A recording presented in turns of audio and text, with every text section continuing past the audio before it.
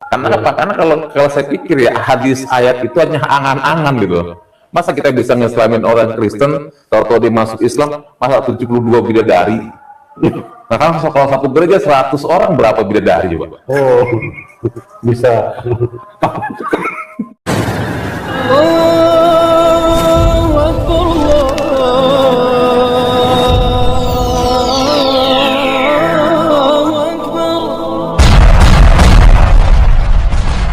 Bismillahirrahmanirrahim.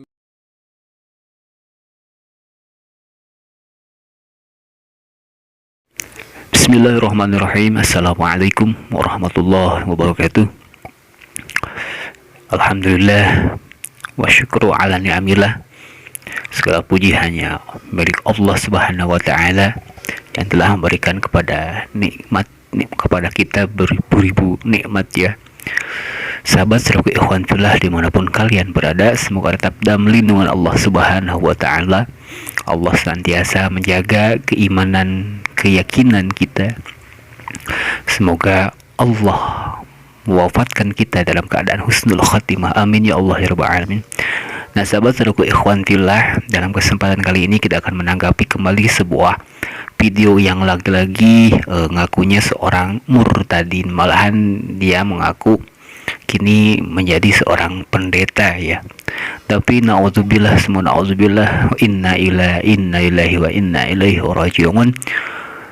Dalam kesaksian atau dalam satu sistem perbincangan dengan seorang pendeta Yusuf Manobulu seperti biasa, tanpa merasa bersalah dengan begitu mengolok-olokkan atau menghinakan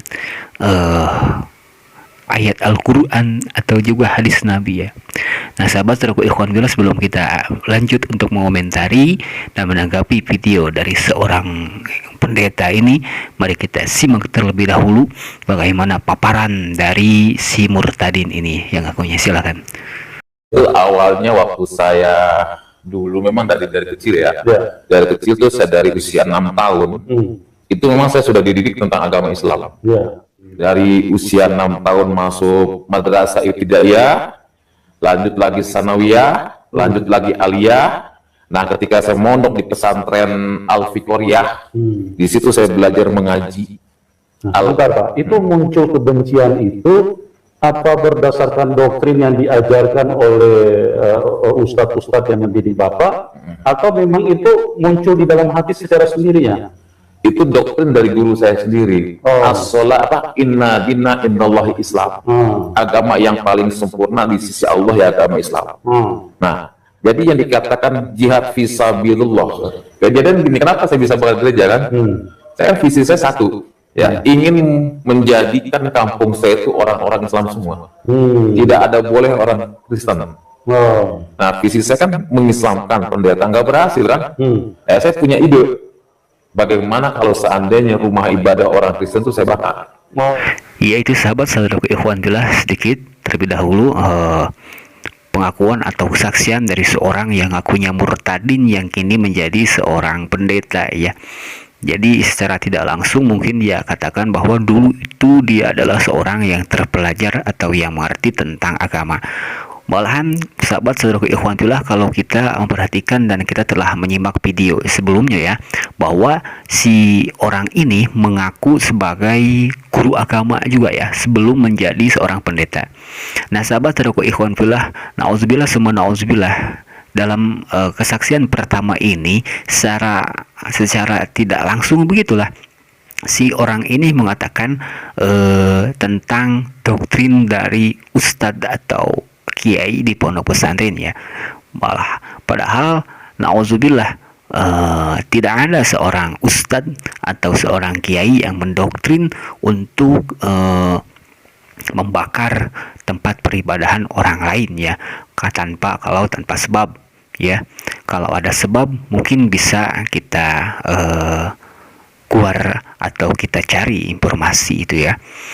Nah, sahabat rokok Iwan Pillah, adapun bagaimana kalau memang benarkah terjadi adanya seorang ustadz atau kiai yang menyuruh membakar gereja-gereja atau tempat peribadahan orang-orang non-muslim.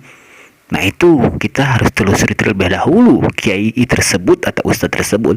Yang jelas ini tidak bisa dikatakan secara tegas semua ustadz ya. Ustadz-ustadz yang di pondok pesantren itu atau yang tidak di pondok itu memberikan doktrin untuk membenci orang-orang Kristen, orang-orang non-muslim, dan membakar gereja-gereja atau tempat peribadahan mereka.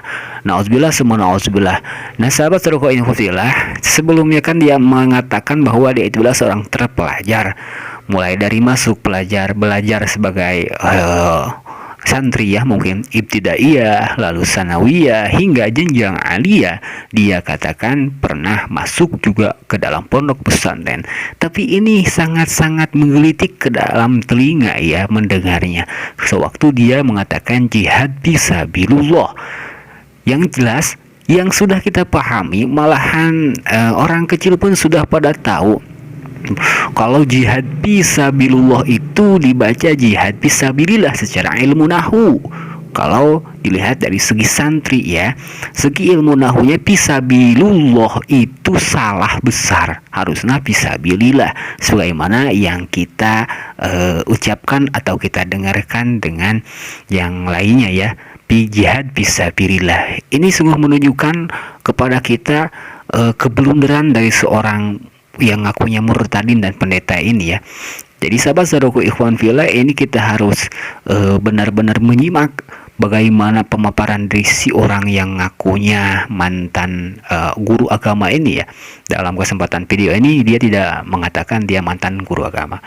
Nah, sahabat saudaraku ikhwan fillah, kita lanjutkan. Inilah yang membuat kami sebagai admin merasa kesal, adalah rasa-rasa tidak suka, ngenek kepada si orang ini ya.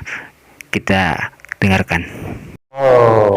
Mungkin dengan ada pembakaran ini, orang Kristen akan sadar mau masuk Islam. Karena apa? Karena kalau saya pikir ya, hadis ayat itu hanya angan-angan gitu. Karena apa? Karena kalau saya pikir ya, hadis ayat itu hanya angan-angan gitu. Masa kita bisa ngislamin orang Kristen, kalau dia masuk Islam, masa 72 bidadari? Nah, kan kalau satu gereja 100 orang, berapa bidadari coba? Bisa bisa minum jamu itu. Ya kan? Karena nggak masuk akal gitu kan? Cara manusia tuh nggak masuk akal. Ya, itu sahabatku ikhwan fillah, sahabat kabar Islam, bagaimana pendapat Anda? Bagaimana tentang ungkapan atau perkataan dari si orang yang ngakunya murtad ini, seorang yang ngakunya mantan guru agama ini? Sungguh sangat terlalu ya apa yang dilontarkan, apa yang dibicarakan oleh si orang ini ya, dengan pendeta Yusuf Manobulu itu sendiri ya. Kita di akhir kata seorang pendeta ini atau mantan guru agama ini ya, dia katakan ayat Al-Quran atau ayat hadis Nabi itu hanya sebuah begitulah. Nauzubillah semua nauzubillah ya. Sungguh terlalu keterlaluan, sangat tidak menggambarkan bahwa mereka adalah orang-orang terpelajar ya, mengolok-olok atau menghina ayat-ayat kita ya, ayat-ayat Al-Quran dan juga hadis Nabi, dijadikan bahan candaan tawaan. Nah, sahabat terku ikhwan fillah, jadi singkat dari seorang murtadin ini ya, yang ngakunya mantan guru agama, dia itu pernah membakar gereja dan tiada bukan atas dasar jihad fisabilillah itu ya, dari doktrinan seorang ustadz Pak untuk mengislamkan orang-orang kafir, terutama para pendetanya. Sahabat saudaraku ikhwan fillah, perlu kita catat bahwa la ikraha fiddin, dalam Al-Quran tidak ada paksaan dalam memeluk agama. Begitupun tidak ada paksaan untuk memasuki agama Islam untuk menjadi seorang muslim. Bagaimana kalau keadaan seperti ini ya, seorang yang ngakunya murtad ini mengaku membakar gereja itu untuk untuk mengislamkan orang-orang kafir. Ini sudah melanggar la ikraha fiddin itu ya, ayat Al-Quran. Jadi sungguh sangat tidak mencerminkan akan ajaran atau syariat Islam yang murni, yang benar ya. Karena Rasulullah SAW pun pernah berkata kepada sahabat, jangan mengganggu orang-orang kafir. Sebagaimana yang telah kita ketahui bahwa kafir ada kafir harabi ataupun kafir zimmi ya. Yang kita harus menjaga mereka atau melindungi dan juga menghormati mereka, yakni kafir-kafir zimmi yang tidak mengganggu pada kita. Adapun kalaupun dulu ada kafir harabi, kafir yang memusuhi kita, memusuhi agama Islam, memusuhi orang-orang Islam, mengajak perang, maka patutlah kita untuk menanggapi atas permusuhan itu, yakni dengan memeranginya.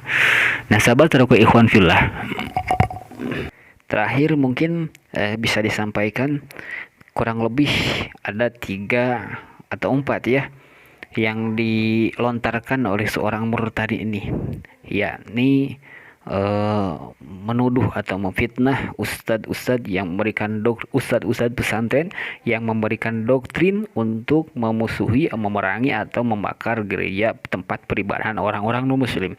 Ini salah besar. Dan kedua, bahwa orang-orang